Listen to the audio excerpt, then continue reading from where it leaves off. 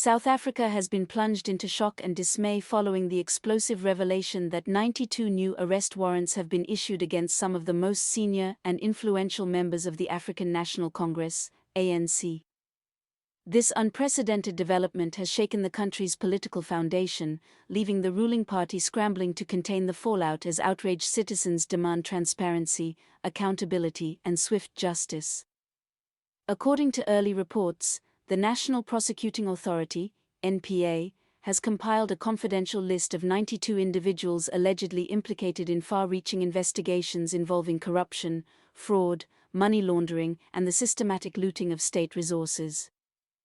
These warrants were initially intended to remain sealed until formal arrests were executed, but an unexpected leak to the media late last night triggered a national political crisis that has left South Africa reeling and questioning the integrity of its leadership. A senior law enforcement source described the warrants as part of one of the largest and most coordinated anti-corruption crackdowns in the country's post-apartheid history, stressing that no one at the top is above the law anymore. Among those reportedly on the confidential list are former cabinet ministers, influential business magnates, provincial premiers and high-ranking ANC officials accused of participating in rigged tenders, illicit offshore transfers, and the mass misappropriation of billions of rands intended for public development and social welfare. The allegations paint a grim picture of deep-rooted graft that has drained public coffers and exacerbated poverty and inequality across the nation. When news of the leak broke, panic reportedly erupted at Luthuli House, the ANC's Johannesburg headquarters, where witnesses described scenes of chaos as senior members frantically contacted lawyers, political allies, and family members.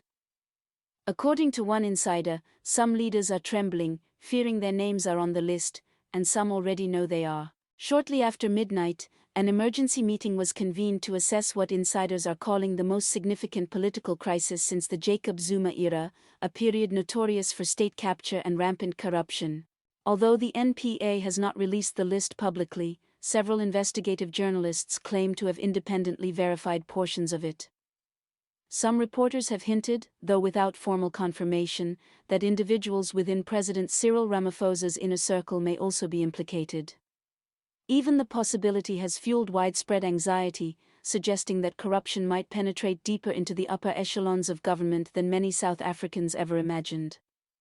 As the story dominated airwaves and timelines, social media erupted with public outrage. Hashtags such as 92 names, off our list, and clean up government quickly began trending as citizens demanded full disclosure and insisted that not a single name be kept hidden. For many, the leak represents long-awaited justice finally catching up with those who have abused their positions for personal gain. "We've been robbed for years," read one viral post.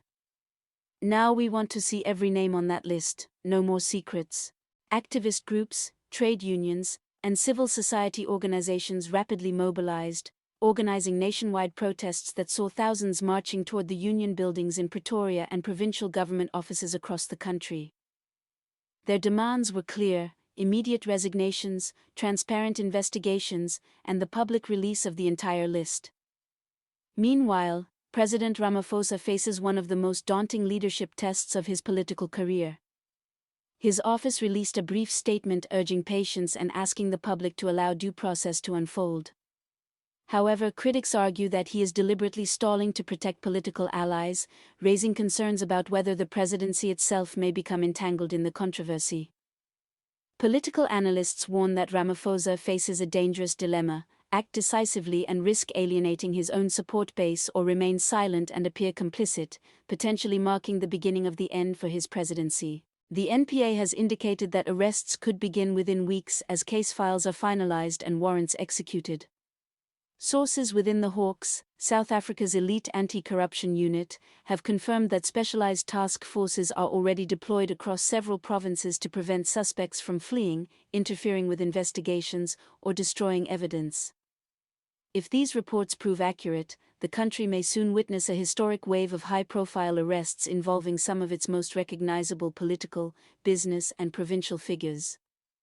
Still, legal experts caution that prosecuting sitting or former ministers could provoke a constitutional crisis, testing the resilience of South Africa's judiciary, law enforcement institutions, and democratic frameworks in ways unseen since the country's transition to democracy. Within the ANC itself, internal turmoil is rapidly escalating.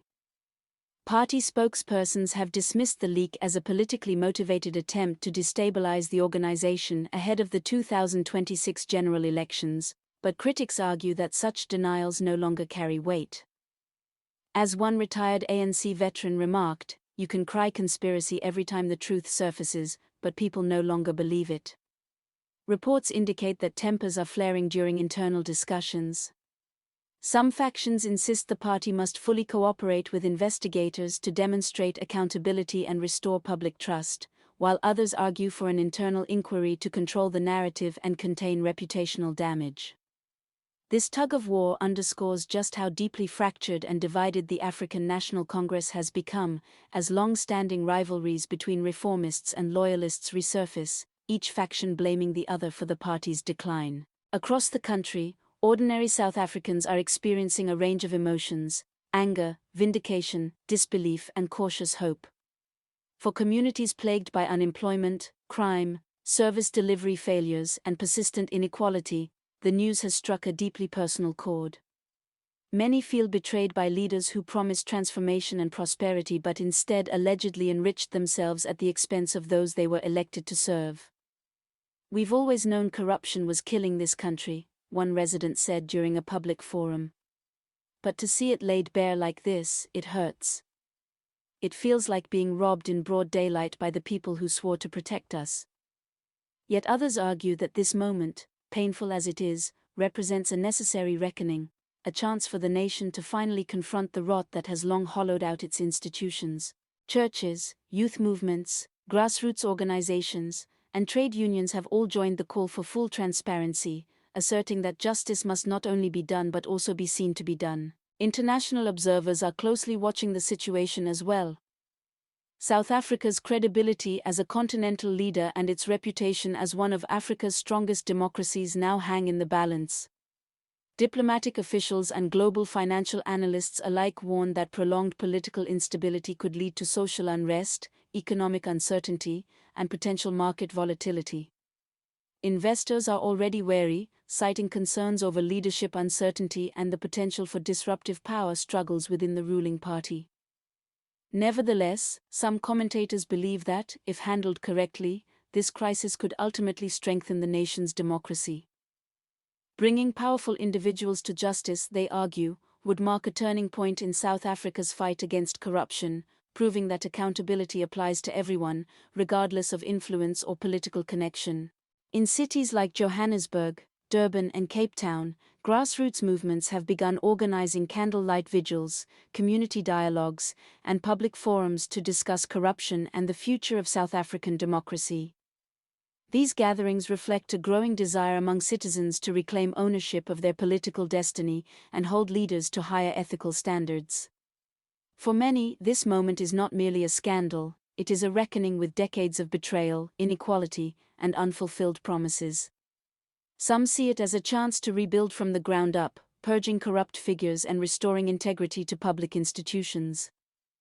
Others remain skeptical, fearing that the crisis will fade into the familiar pattern of political maneuvering, empty promises, and cover-ups that never lead to meaningful change. South Africa now stands at a decisive crossroads. If the prosecutions move forward and the courts deliver fair, transparent judgments, this could become the most sweeping anti-corruption purge since the dawn of democracy.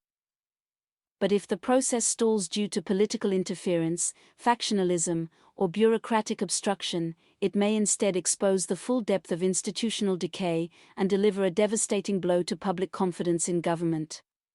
The coming weeks will test not only the survival of the African National Congress, but also the strength of South Africa's justice system and the resilience of its democratic values. Whether this moment leads to a true cleansing of corruption or becomes yet another forgotten scandal remains uncertain, but one thing is clear: the walls are closing in, and for the first time in decades, the truth appears ready to knock boldly on the doors of power.